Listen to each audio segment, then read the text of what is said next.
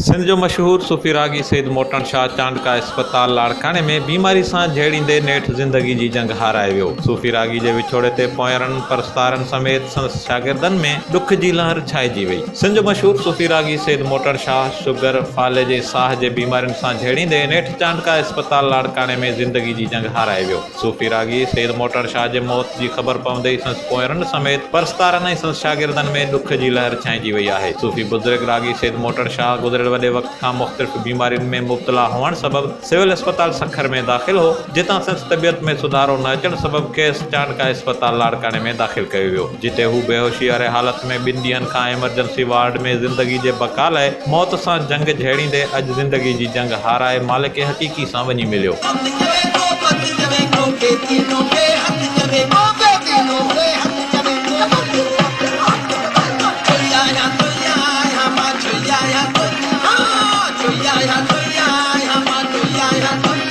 मोटन शाह जंहिं पंहिंजी ज़िंदगी में केतिरा ई सूफ़ी कलाम ऐं काफ़ियूं ॻाए दुनिया में मशहूरी माणी, संदसि मशहूर काफ़ियुनि में मां जोई आहियां सोई आहियां घुंड खोल दीदार वेखाओ में आया मुख वेखण समेत ॿिया केतिरा ई कलाम मशहूर आहिनि।